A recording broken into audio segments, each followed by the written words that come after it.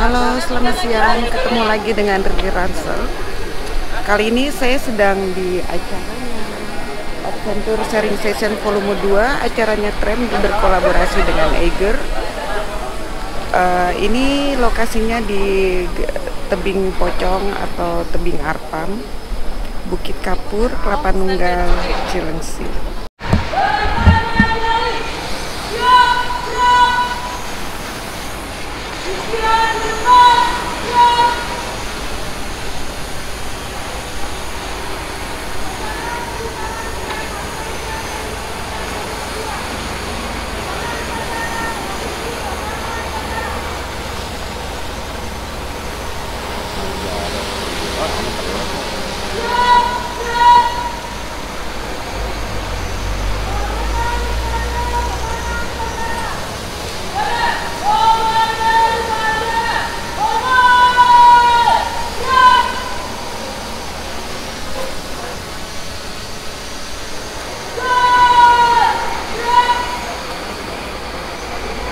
Semoga hari ini dan esok hari kita diberi kemudahan, diberi perlindungan selama berkegiatan di bawah tebing Kelapa Nunggal. Ya Allah, ya Tuhan kami, inilah kami, hamba-Mu di bawah alam semesta ini. Semoga Engkau meridhoi semua kegiatan pada hari ini. Berdoa selesai.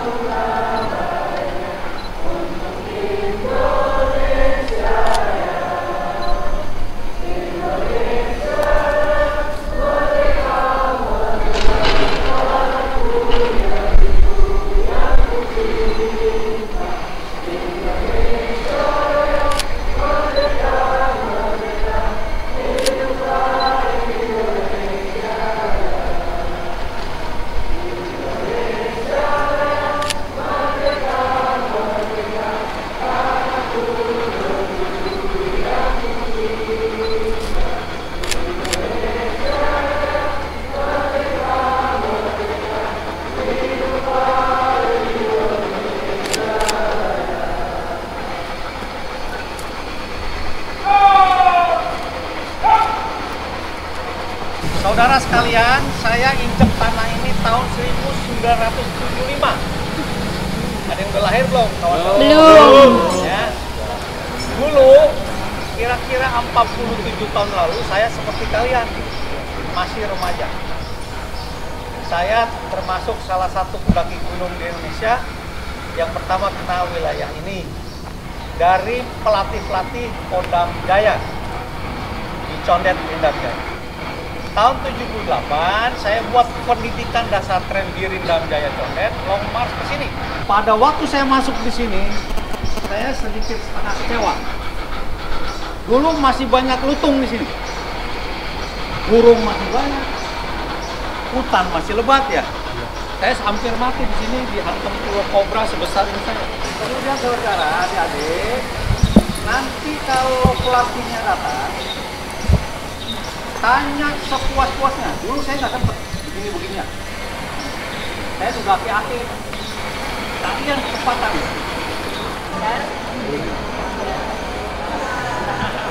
Oh, nama tuh. Foto dulu. Sini, cewek-cewek. Oke, 1, 2. Close up ya. Oke, smile, smile, smile. Oke, cakep. Nah. Iya, boleh foto. Oh iya. Enggak. Bisa ganti rekam.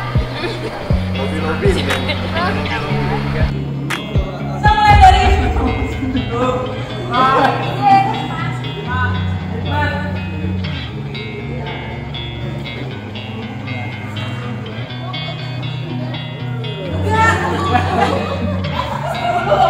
balik ke 1. Manual itu cuma dibagi 3, flat, rounded, sama in-cut. Udah cuma itu aja. Kalau sekarang kan kata namanya dihitung sentimeternya, ininya. Kalau dulu kan misalnya pokoknya begini tuh in-cut, oh begini rounded, begini flat. Pokoknya Udah kita cuma kan dari 3. 0,15 dapat tumpuan sekian, speednya berapa gitu ya? Bisa ya? Ntar kita lihat. Udah, jangan yang lain-lain. Enggak, pokoknya speed. Speed. Iya. Oke, Jo. Boleh. Terus kalau itu juga, nah, lo kalau mau speed itu nggak bisa, misalnya tebingnya kan macam-macam nih. Ada crack yang vertikal, crack horizontal, ada yang pas badan, kalau regling, bridging, backing up chimney itu nggak dihitung kalau buat speed. Speed hanya pure yang face climbing. Ya, itu aja. Nah itu biar face climbing bisa speed. Kalau yang ada layback segala macam, Saya kan setelah ini kita kan itu pernah kan di 48 ya. Itu ulang tahun Siliwangi. Itu kasusnya Pak Edi Sugaya. Pak Edi nanya, Pak, coba kamu di sana di bawah itu. Ya bisa, tuh Pak, ini tinggi 48 kayak gitu. Oh gitu, iya. Ini biar dikompetisiin, iya boleh Pak. Biarin aja mau jalannya kemana. Iya. Ini top, ini Persis. ya buat bebas aja. lebih asik itu. Kan orang ada yang ngelambung ke sini, ya terserah ya. Pokoknya speed. Pokoknya nyampe itu berapa menit ya. Ya, Gitu. itu batu, bener bagus kalau pakai itu. Kalau semua berlaku. Kalau sudah dapat hasilnya, ini dalam rangka untuk lomba atau dalam rangka umum mendaki Nah, manjat? sama kayak dia di John Gills. John Gills itu khusus dia bikin rating di John Gills bouldering system. Sebenarnya itu banyak boulder aja, tapi batasan boulder maksimal yang penting lo kalau boulder tuh 3 meter lah maksimum, paling tinggi lo jatuh masih dalam aman. Makanya kalau bule-bule kan dia selalu bawa makan, walaupun cuma ini. Nah itu masih aman gitu. Jadi itu berlaku semua, mau main di wall, di climbing wall kah, mau di tebing alam. Tapi kalau maksud gua gini boulder, aja, kalau yang dinding papan itu yang dijadikan lomba internasional nasional, hitungan meternya jelas 15 meter gitu kan? nah itu dibedain Mon. Terus, nah, Kalau itu di maksudnya climbing wall yang artificial yang buatan itu dibuat mereka sport climbing. Ya. Nah kalau itu kita pakai tebing alam, itu beda. Kita bisa nggak dibikin sport climbing? Oh nggak bisa, kalau sport climbing itu jelas terukur. Kalau misalnya lu nanya, Oke. Nggak bisa kalau ada ini buktinya gitu. Terus peduli jagoan gue juga udah hijau, semua orang semua yang mau wall. udah hijau. Jadi kalau seandainya satu tebing alam, Panasnya ya, 39, 40. pada arang lah, 45, itu bisa nggak dari 0 meter Gue satu hari sebelum sampai satu hari ke 45, tergantung itu daya bisa tahan nggak dijadikan masing-masing. Ada yang long perlombaan? Tapi maksudnya dia dalam arti dia udah nggak menular. Kalau udah 10 hari itu udah nggak menular. Di Indonesia perlombaan di tebing alam karena di Indonesia sudah ada FPTI. FPTI sudah menetapkan tidak mengakui semua lomba di tebing alam. Nah kalau dia nggak ngaku, boleh dong kita buka. Boleh dong. Bikin Ini federasi baru. Saya tebing alam. sudah berapa kali ya?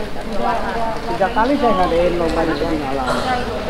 Tahun 94 itu ada tahun 90 ulang tahun Kopassus. Saya ngadain di tebing alam. Terus tahun 94 saya ngadain Eger Trophy, lomba boulder di tebing alam. 96 Jarum Coklat, saya ngadain lagi di tebing alam. Ini belum diakui sama FPTI, nggak diakui. Diakui. Jok masuk Jok. Benar, tapi lu tahu dia makanya garam dia fetish itu ada tebing alam, nggak jelas batasannya. Oh. Tapi kalau lu mau ngomong dia kan sebenarnya FTI itu lebih mewadahi sport climbing. Ini kan sebenarnya sport juga kan?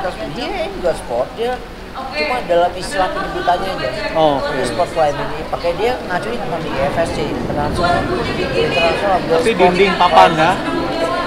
Dinding papan. Iya, bukan dari alam. artificial, dinding buatan. Dia masuknya ke di FSC, the International Federation of Sport Climbing sana. Kalau yang alam Dari UIA. itu ya biasa ngacunya ya ke mereka-mereka itu karena ratingnya kan British, AA ada National Climate Classification System, ada Yosemite Decimal System. Ya kayak itu mereka kalau Amerika nggak pernah lari. Nah kalau kita mau jujur di Indonesia tuh sebenarnya kita mengacu sudah pada YDS. Kenapa? Penyebutan. Mereka menyebut grade lo sekian. Itu kita nggak kalau bukan karena ini kalau bahasa literatur nggak ada sebutan itu rating gitu. Nah, siapa yang menciptakan rating? Rating itu nggak ada yang tahu kapan mulai rating. itu rating itu arbiter, dia tumbuh dan hadir begitu saja. Gunanya itu apa? Untuk dia bisa berkomunikasi sesama pemanjat tebing alam. Hanya itu toh. Oh, menurut lo berapa? Jadi nggak eksak. Kalau bilang mamanya bilang, wah buat mamanya kecil, gua bisa juga 5.11. Dan buat mamanya cuma 5.3 ini. Ya, dan saya pernah manjat juga di Samonik. Itu ada Prancis, ada Swiss, ada Bulgaria, ada orang Amerika manjat bareng, rame ngebahas masalah rating. Nggak bisa karena rating itu melekat pada manusianya, pemanjatnya. Saya 5.10, tapi buat dia bisa jadi 5.11. Jangkauan, jadi jangkauannya. Postur tubuh. Iya, itu mempengaruhi kayak gitu. Kan mamanya muda lu kagak tahu, kita sih lagi artificial turun. Nonton jago orang mental sono. Dia larian di 48-nya ini. Tabrak lagi. Oke. Ya, buat seperti itu. Powernya memang dari muda juga kayak tua dia.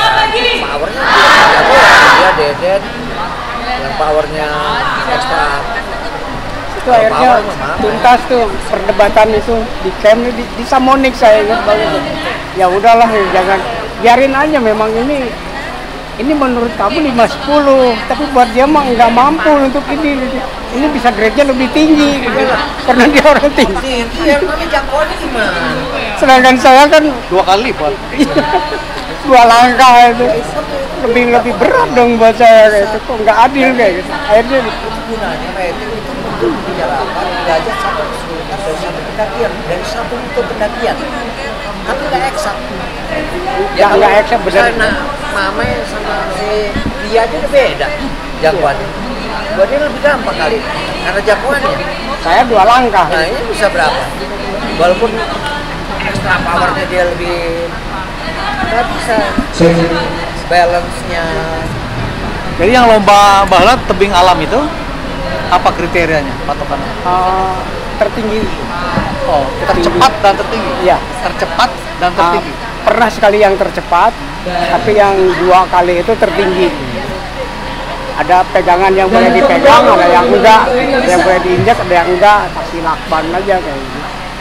Ya, Itu kalau untuk Situasional. ya. kalau itu bukan stasional, rutenya yang buat itu ada sekitarnya.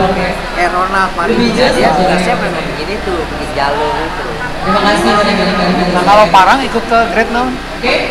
Parang Jelas ya soalnya. sana ada orang yang nyebut secara totalitas misalkan 240 itu grade-nya rendah, tapi dia long road, dia panjang. Beda perlakuan mon. Kalau untuk lo bicara kayak gitu, dari ketinggian pun beda. Lo misalnya bisa di sini 5.0, 5.0, lo mungkin untuk kartens beda karena faktor cuaca segala macam itu semua beda, ketinggian segala macam. Mungkin sama-sama kalau di tempat sama ketinggiannya sama, dia juga 5.0, tapi karena satu tempat lebih ini lebih susah itu ada. Jadi dia lebih tinggi. Gitu. Jadi kalau misalnya di ketinggian 100 meter GPL, Kars, tebing alam, ketinggian 15 meter misalnya. Itu yang 15-nya bisa lebih tinggi. Oke. Karena yang menentukan rating itu yang pertama elevasi mau slab, mau vertikal, mau overhang atau roof. Itu yang pertama. Yang kedua tumpuan tangan, tumpuan kaki sebesar apa, 1 ruas jari, 2 ruas jari kayak gitu. Itu juga menentukan. Terus ijakan juga, dan juga jarak, dan itu tidak secara Itu kurang detail ya? nggak ada ininya, rumusnya jarak sekian harus, maka ini keluarnya angkanya berapa. Enggak, karena grade itu atau rating itu hanya keluar dari para experience, dan itu pun hanya taksiran. Iya, makanya nggak eksak itu. 5-10 tidak semata-mata berkata saya ini 5-10, tapi dia punya experience 57 itu seperti apa, 58 seperti apa, sehingga oh ini lebih susah, oh ini menurut saya ini 510, tapi menurut Jajo yang lebih tinggi, wah 510 kan menurut lo buat gue mah ini 59 karena Jangkauannya. Sedangkan gue kan satu langkah aja ini ada yang hilang, ada yang nggak dipanjat kayak gitu. Ini lebih mudah dan itu berlaku. Menurut Kang Mamai, dia pernah 3 kali bikin lomba panjat tebing alam.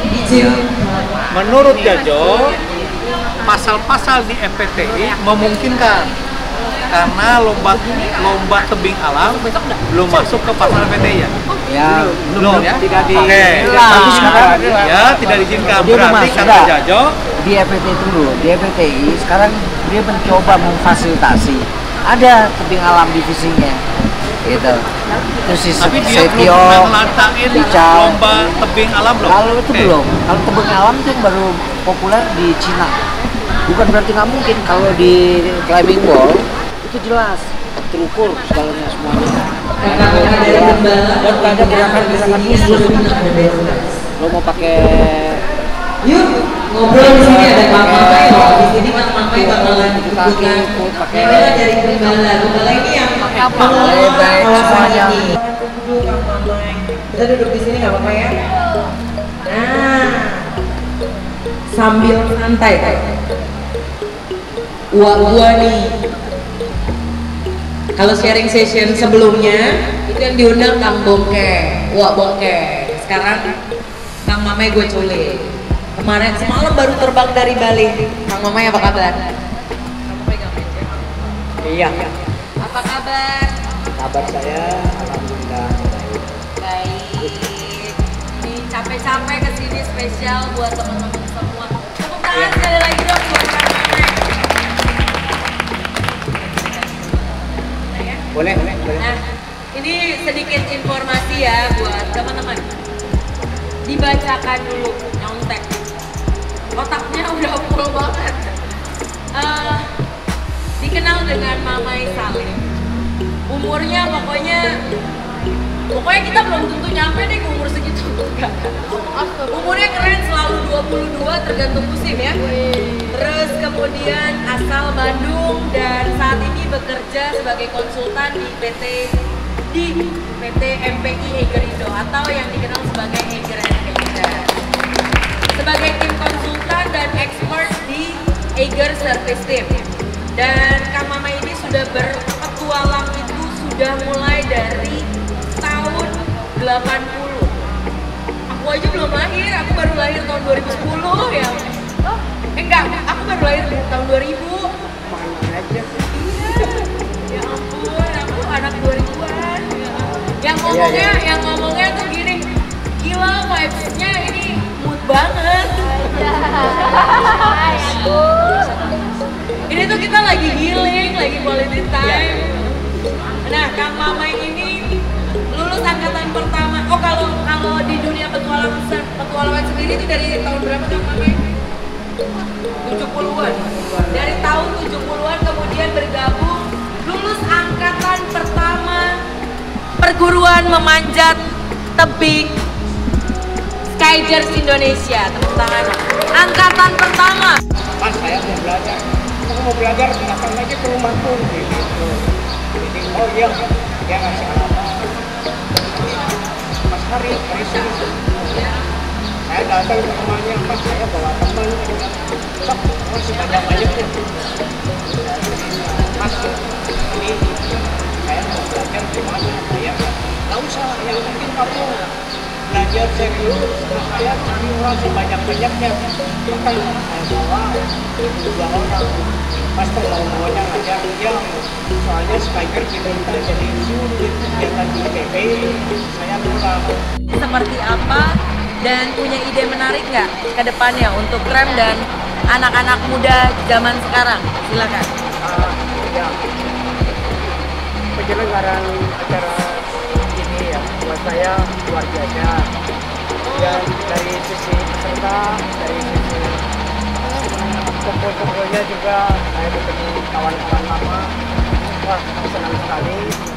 Kemudian dari sisi alamnya itu sendiri juga ini sangat bisa dikembangin ke depannya.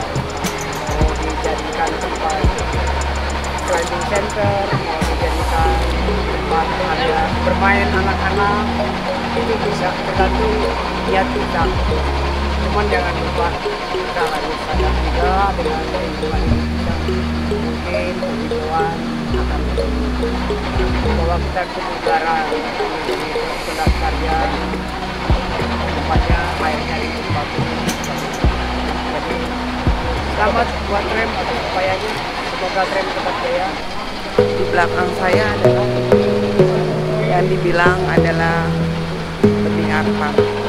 Yuk kita masuk ke dalam, ada apa aja di sini.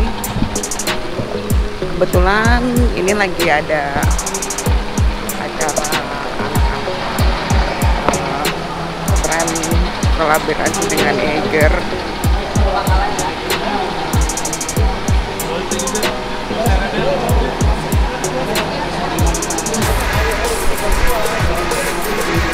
Nah, ini isi tebingnya ya. Ada beberapa salah.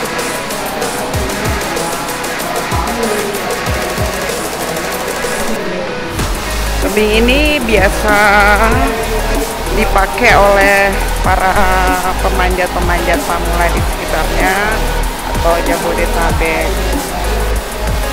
Itu apa,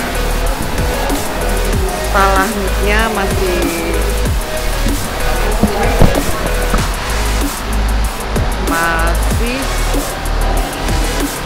hidup ya, maksudnya masih aktif. Indah banget. Selesai latihan atau pas mau latihan juga kita bisa pasang tenda di area sini ya.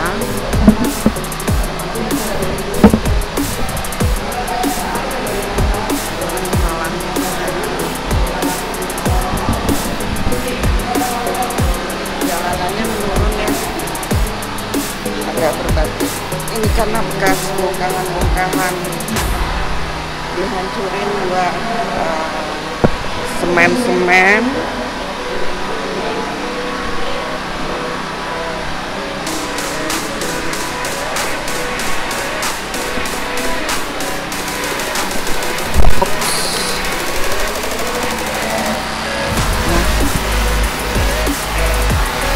Biasanya, nah ini apa, masih ada lumut, kadang ada air. Nah itu yang di atas sana stalagmitnya seperti bentuk tangan dan itu mengucurkan air. Indah banget sih ya, sangat indah. Ini batu kapur ya.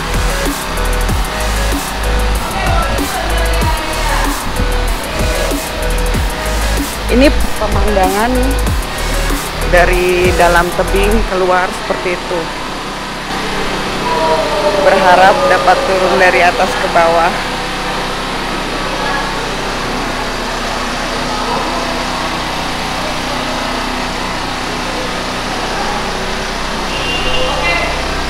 Suasana di dalam tebing.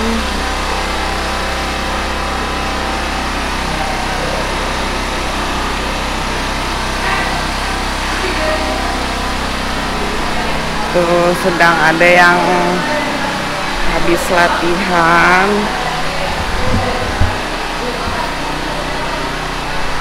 Siang Mas. Apanya? Habis latihan ya Mas. Ini dari mana? Gembala Gembala. Boleh ngobrol-ngobrol sebentar gak? Gembala ini apa nih, pencinta alam? Apa tuh gembala ya? Gembala cuma berantara. Oh serem ya. Biasanya latihannya di sini ya?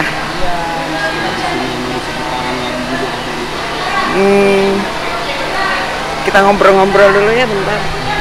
Aku mau tanya-tanya mengenai ini ya, karena mas-mas ini mungkin lebih sangat banget mengenal gua ini. ceritanya gimana ya? Ada yang menarik dari Aduh, bingung saya. Kalau menarik ya menarik sih, banyak lumayan juga ya. Dulunya ya gimana ya? Dulunya sih bekas area tambang sama gua ini. Kemudian di tambang tuh nggak jadi karena ada terjadi longsor waktu saat itu ya. Terus kemudian ya kita pada ya para banyak pegiat alam lah yang pada gali termasuk dan lain-lainnya buat jalur di sini tuh. Nah kita nggak ngikutin aja, ngikutin yang lainnya gitu. Ngikutin yang lainnya. Jadi ya udahlah di sini. Cuman memang masih banyak yang belum tahu. Iya. Karena belum terekspos gitu. Saya mengenal ini tahun 85. Iya. Masih kebun karet depannya. Iya bener ya. Tapi tadi begitu saya masuk saya bingung mana kebun karetnya, terus patokan tebing yang biasa kita jalan ke sini, terus tebing yang kemarin waktu itu saya buat latihan mana dia gitu loh. Nah ini kalau ini dulunya goa. Namanya Bukula. Oh bukan yang Goa Lala itu ya? Bukan, Goa Lala masih jauh di sana. Ini Bukula. Maaf Mas, bisa duduk gak? Sorry ya, supaya suaranya jelas. Banget. Iya. Dedek gimana? Sorry loh, lagi istirahat ganggu nggak apa-apa ya. Ya gitu, jadi istilahnya gimana ya? Dulunya goa ini tahun 80. Kita juga masih ngerasain sih. Tahun 85 itu ini sih masih goa. Masih goa 86. Di depan itu ada tapi danau. udah tembus goanya. Udah tembus. Oh, udah tembus. Iya. Ini yang merangkak, kalau pernah kesini, ini yang merangkak ini yang di depannya ada apa? Ada kolam kecil. Kita merangkak kesininya, ini guanya. Oh, ini dulu berair kan? Iya. Ini kita lewat sini. Nah, yang ada nyelemnya sedikit. Berarti saya udah pernah di sini. Oh, udah pernah. Nah, ini yang nyelemnya di sini. Sedada ya? Iya, betul. Sedada. Terus agak ke sana sedikit ada yang seleher. Iya, betul. Ini dulu tahun 85, 86 sih masih eksis ya. Kemudian ditambang, akhirnya terjadi seperti ini. Ini karena ulah ditambang. Karena penambang Iya, ya. kalau kita nggak bisa, ini juga kalau nggak sama penggiat alam tidak dipertahankan, mungkin sudah rata. Sudah habis juga seperti tebing-tebing belakangnya. Sudah nggak ada sisa-sisanya gitu. Kita mungkin tahun 85 masih berbentuk goa, sekarang sudah seperti ini. Nanti tahun berikutnya seperti apa kita nggak tahu juga. Kalau buat latihan biasa yang di depan itu. Di depan sini ya kan, ada di sini ada sekitar 7 jalur. Di luar itu sekitar 8 jalur. Kemudian di tebing candi sebelah ada tebing candi sebelah itu yang buat multipit. Jadi ya masih panjang ya, talinya 2 feet lah, sekitar segitu panjang talinya. Iya. Terus di sini ada nama khusus nggak? Maksudnya kayak ini stalagmit ini kan bentuknya bagus, ada namanya atau memang hanya stalagmit aja gitu? Oh, stalagmit dulu sih bagus, banyak di sini. Ada kristal tadinya di bawah, cuman sekarang udah nggak ada, bingung teranginnya juga. Di bawah situ Iya, ada kristal. jadi kalau dekat kita tenda itu ya. Kalau kita masuk itu kayak kita ngeliat bongkahan kaca-kaca gitu, kayak kristal aja, bagus banget. Ini sekarang udah nggak ada, bingung neranginnya juga jadinya. Sekarang udah hancur, kayak kan ya. Yang nggak itu.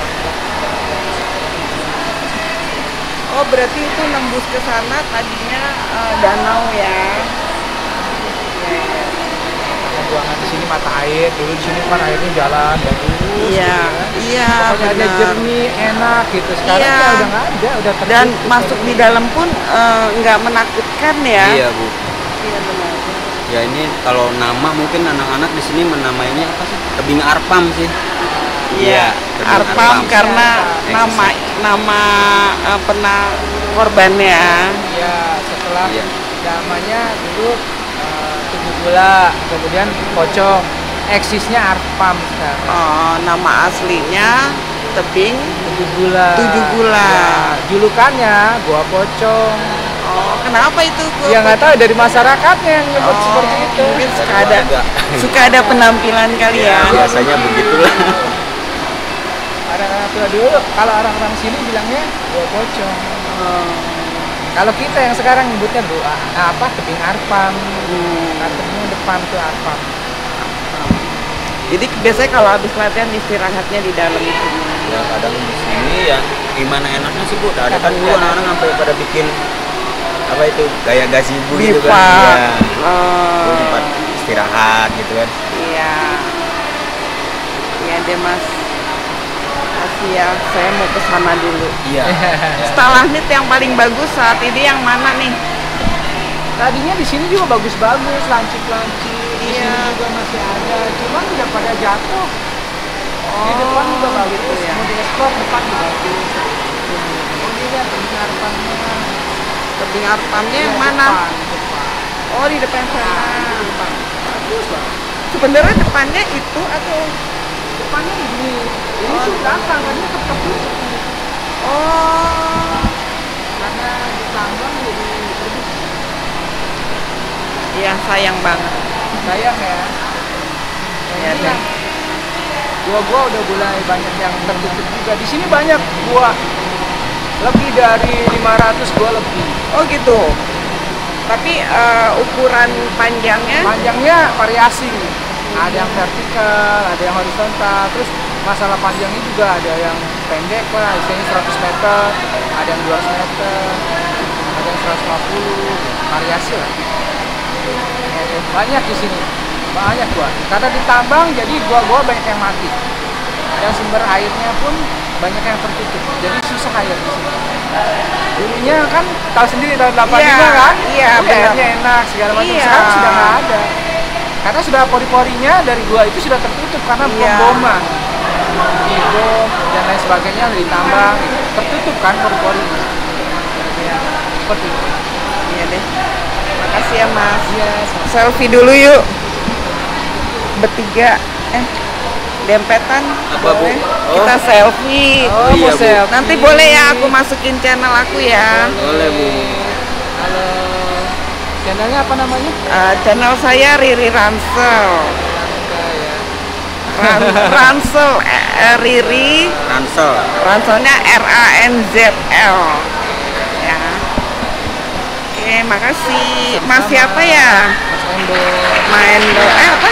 Embong. Embom. Ini Mas Mas Tom. Mas Tom. Makasih Mas Tom, Mas Embom. Tapi di sana tadi saya lihat ada genangan air. Itu sisa danau. Yang di bawah sini nih, pas keluar sedikit di bawahnya tuh sebenarnya bekas Danau. bekas danau mata air yang dari sini. Ah. Di sananya itu danau. Danau yang buangan dari sini. Dari sini. Sekarang danaunya masih ada. Cuma Masih kalau ada, sekarang, ya? kalau musim kemarau kering. Kalau dulu nggak pernah kering. Makasih.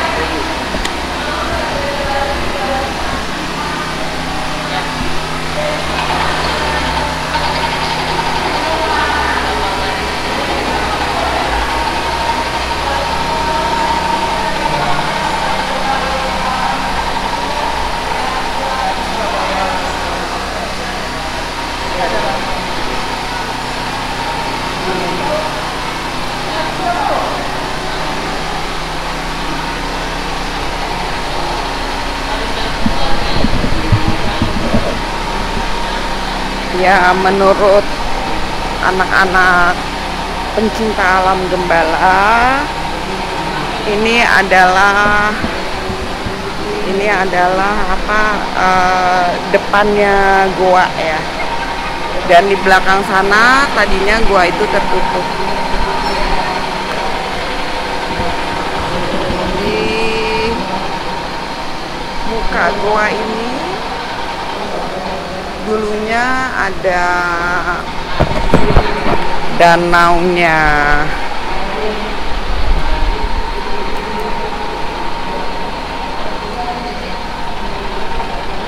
Sekarang sudah ada musola. Dibilang siapa? Iya, Ma. Ini dulu di sini danau ya Pak ya? Halo? Sampai gubuk itu sawah. Sama siapa kasih tahu? Iya deh. Sama Kirana. Pintunya dulu cuma kecil ya Pak ya? Kirana.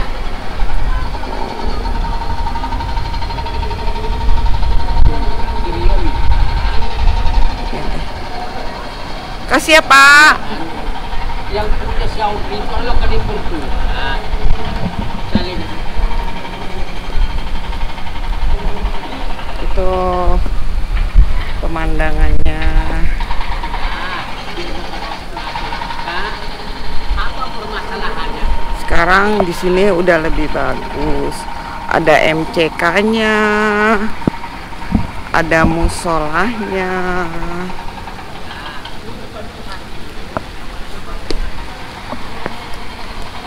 Itu mungkin kayaknya bekas danau ya.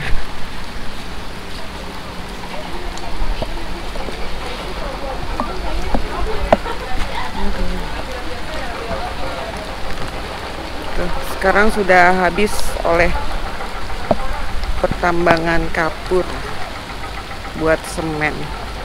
Nah dulu ini pintu masuk goanya. Ini depannya goa.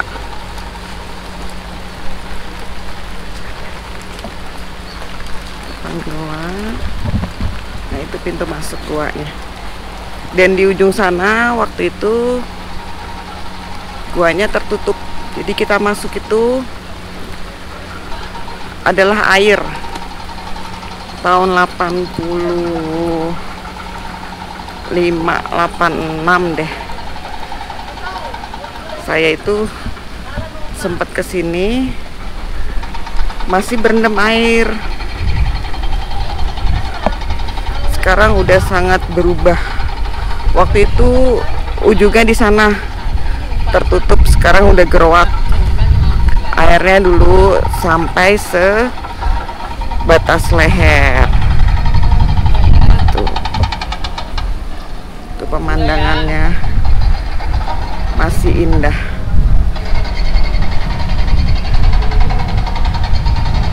Oke. Sekian dulu mengenai Tebing Arpam.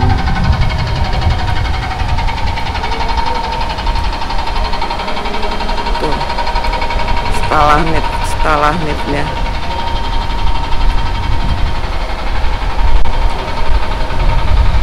Ada tenda, mereka habis latihan bermalam.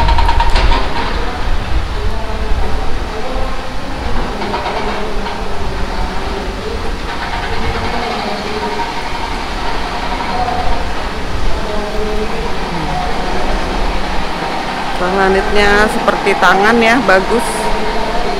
Nah, kononnya dulu di sini ada seperti berlian-berlian seperti itulah, kelap-kelip, entah hilang begitu saja setelah pengeboran dan longsor. Stalagmitnya jadi bisa mengeluarkan cahaya gitu loh.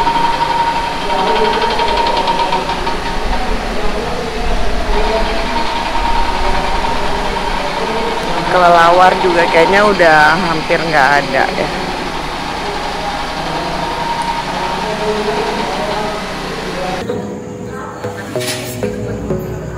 Besok aja pulang. Jalan longsor situ pulang pagi aja. Kok ngapain ini hari pulang? Dari mana ye?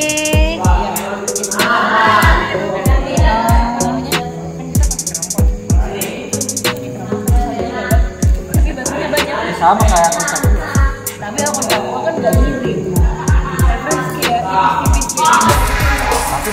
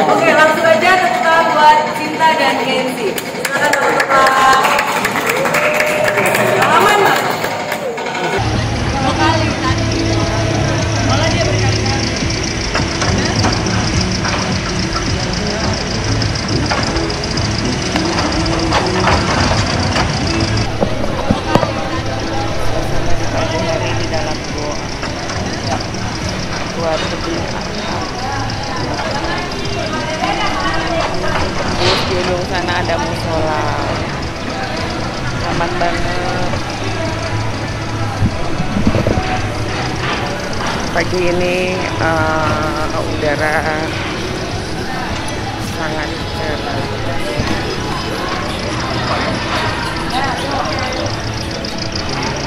Mereka lagi pada olahraga.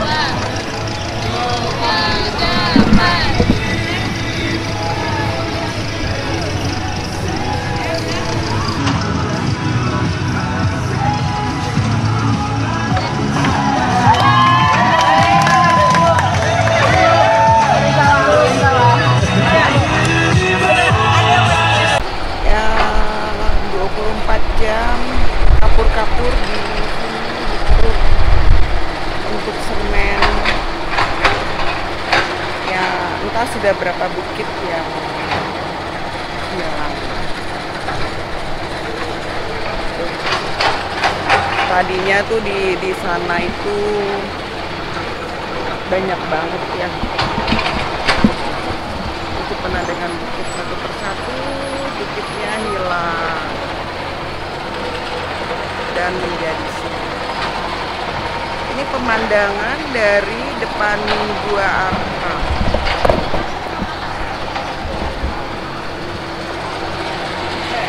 Ini Gua Arpam. Ini view pada siang hari sekitar pukul 10 di depan gerbang Gua Arpam.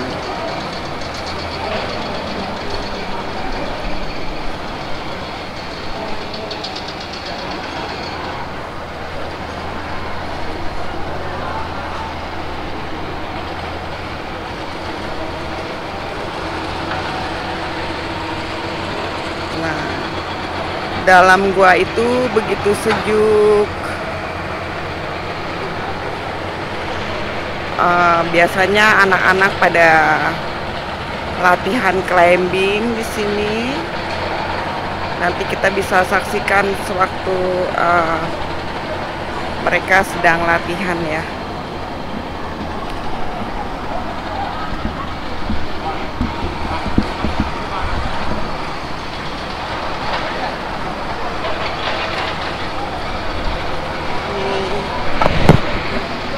Suasana Adventure Sharing Session Volume 2 yang diadakan oleh Tram dan Eiger.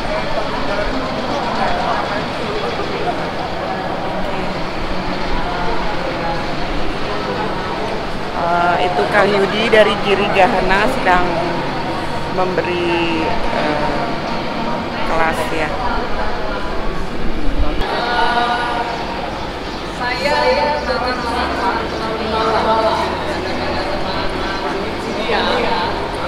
Mereka jalan bola. Jadi kita bawa makanan dan rasa saja sama lauk selebihnya sayur mayur dan lain-lain kita siapkan di alam. Naprak namanya. Cara carinya dua sama tebing. Dua bisa sulit, kita tebing, kita panjang. Seperti itu. Kemudian ini sebenarnya tadinya tidak terbuka. Nama ini apa? Awalnya di sini dulu ada pabrik pupuk. Apa? Jadi orang Jawa selalu ke sini lagi bilangnya apa? Tapi belum ada ini. Kemudian tahun 2002-nya ini ditambah terbuka. Sini sama-sama buka. Ini tadinya adalah gua gula. Awal masuknya dari sana. Keluarnya di sini. Guanya. Jadi begitu kita keluar dari gua, aura. Karena ini bentuk sikla. Dipakainya lebih nyaman. Waktu yang lama dipakainya.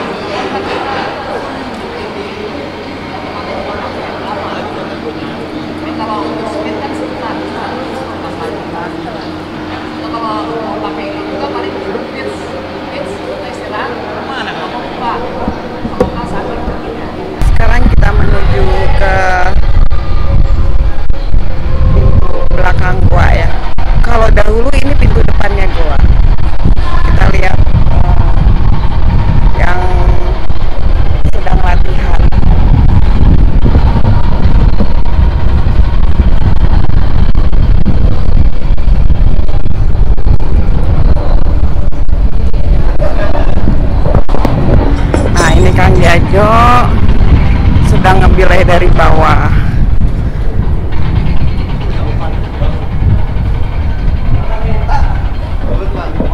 Biasain kalau off-road kalau udah ke atas tuh off-road baru turun off-pilih. Jadi kita jangan kita yang ngerti.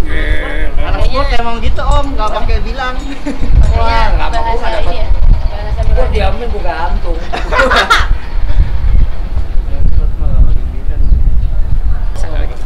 Masih ada satu bungkus yang belum Luar biasa. bahan bakar. Ya, ntar dulu lah, 10 menit belum balik, ini belum balik. Tenang aja. Belum balik, ini capek banget.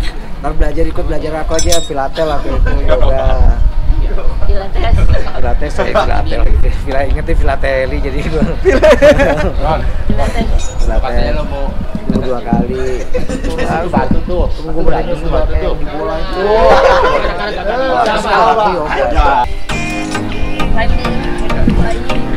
Kelas.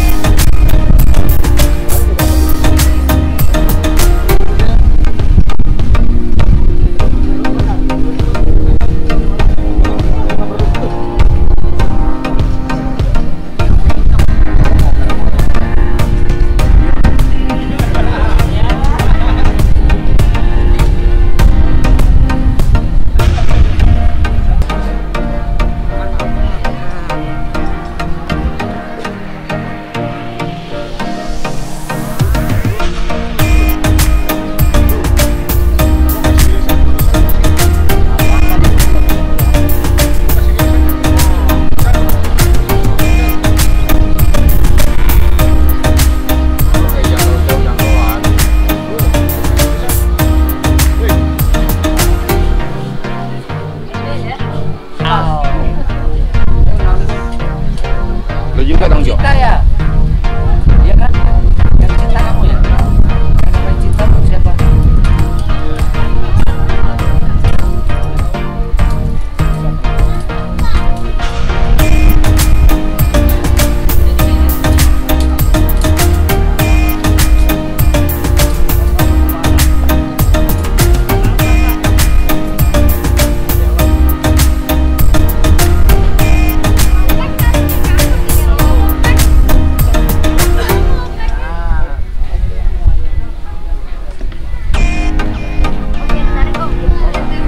Selek, dia buang.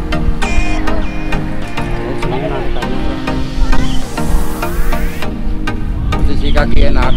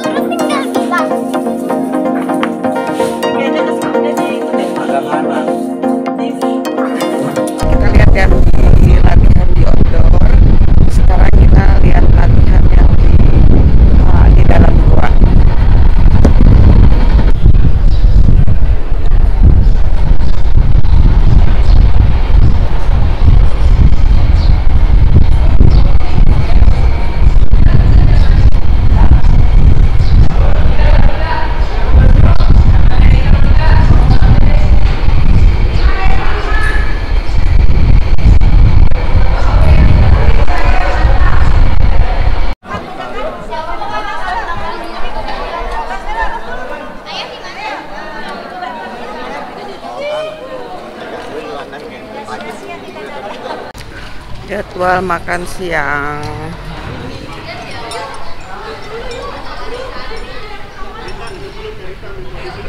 Ambil posisi seri. Ini berempat nih Mas Ani.